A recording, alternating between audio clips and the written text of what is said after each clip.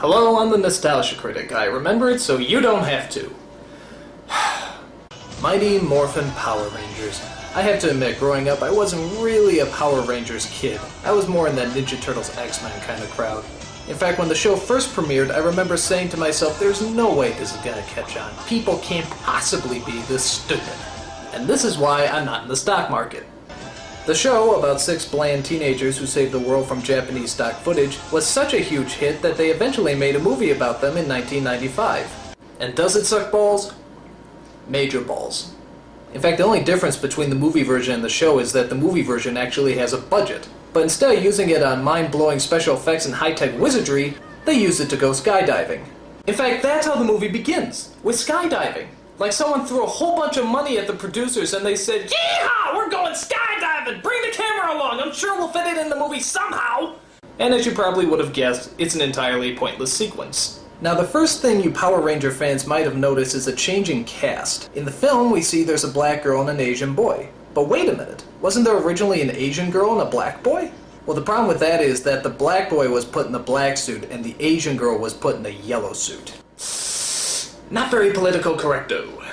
When the producers realized racial stereotyping isn't in at the moment, they got rid of the 2 actors, saying there was an intergalactic unemployment line that needed wading in, and replaced them with the 2 you see now.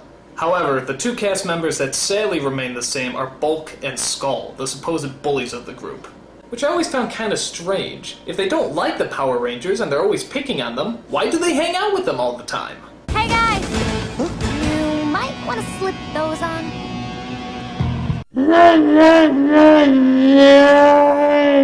The story, or some semblance thereof, is centered around a space-traveling villain named Ivan Ooze, who's just a little less annoying than Rita and Zed, the Lucy and Ricky Ricardo of evil. Finally, a real man! His plan is to hunt down and destroy the Power Rangers' intergalactic leader Zordon, who, despite having all the powers of the universe, still can't manage to sync up his voice with his lip movements. It is good to see you again, too.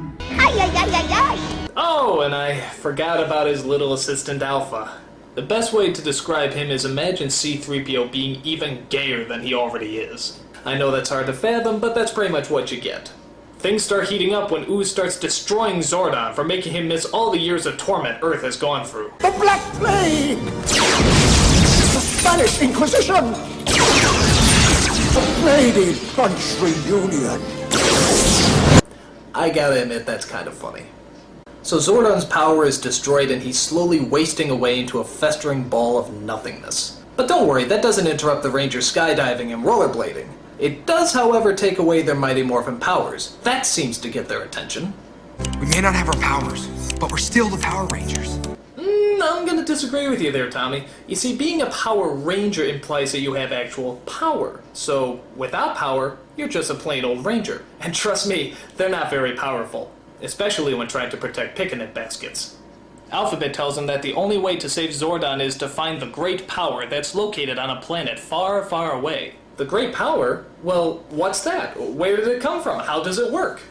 Well, this movie has far too many action sequences to worry about tiny little things like plot. However, it does take time to tap into our emotional sides. Zordon, you can't leave us!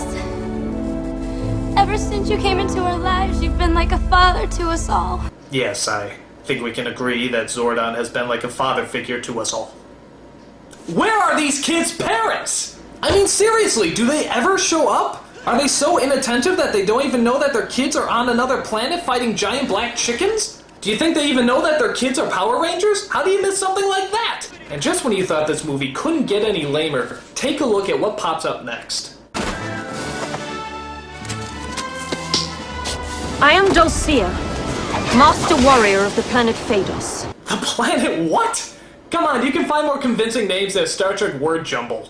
So apparently she fights off the birds by swinging these 2 sticks together, throwing them into some kind of hypnotic trance. Yeah, how is that supposed to put you in a trance, just taking 2 sticks and swinging them up and down, up and down, up and down, up and down, up and down, up and down, up and down, up and down, up and down, up and down, up and down, up and down, up. You win this round, Dulcia.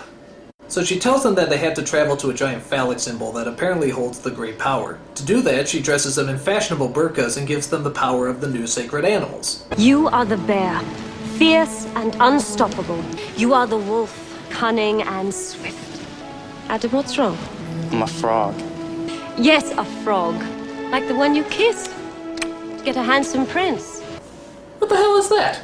Kissing is my superpower? You shitting me? They get the strength and the swift and I get kissing? What kind of bullshit is that?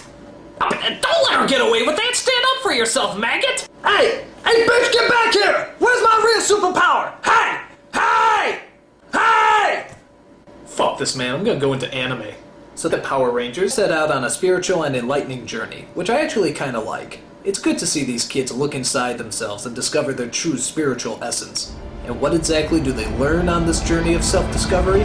Nothing! They kick some ass and they get their powers back. That's it. Bullshit. That's like telling a kid the secret to enlightenment is punching somebody in the face, which isn't that bad an idea right now. As always, the Power Rangers have a thrilling giant robot fight in the middle of the city. The traditional toy robot models are replaced this time with CG replicas. And I never thought I'd say this, but after watching this metallic diarrhea, I think I actually prefer the toy robot models.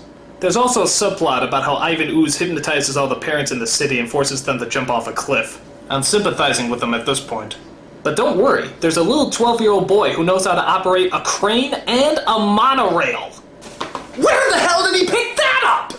Was there a how to handle heavy machinery class in grade school? If so, how did I miss that class? The battle eventually works itself up into outer space, where the mother of all finishing blows is thrown. Dude, did you just see that? Real good lesson for the kids, guys. If you can't overcome your enemies, just kick them in the happy sack and they'll go down like anyone else. Top notch! Upon hitting an asteroid, Ivan Ooze is destroyed and the Power Rangers fly off to save Zordon. But unfortunately, they're too late. Zordon is gone. If only they had gone to save him first instead of showing off their brand new fighting moves and special effects. If only. If only. Remember what we learned? To those who possess the great power, all things are possible. No, Tommy, no. That's crazy talk. Come on.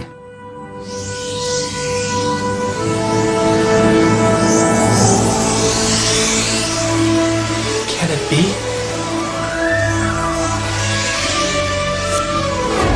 Is it possible?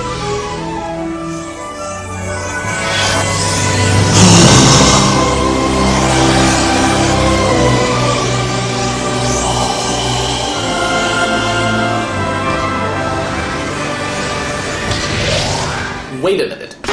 If the great power has the ability to do anything, couldn't they just use it to destroy Ivan Ooze in the first place? This movie makes no sense! Nothing about the Power Rangers does! How come the monsters always land in the exact same city? How come the city turns into a canyon whenever a fight scene's about to happen? How come nobody recognizes the Rangers even though they wear the exact same colors every day? How come they always move like they have Tourette's syndrome? How come Rita's voice never sounds right? How come they dress up like NASCAR mannequins? How come it's sunny in space? How come Alpha's so gay? How come Kimberly's so hot? Why? Why? Why? I'm the nostalgia critic. I remember it so you don't have to.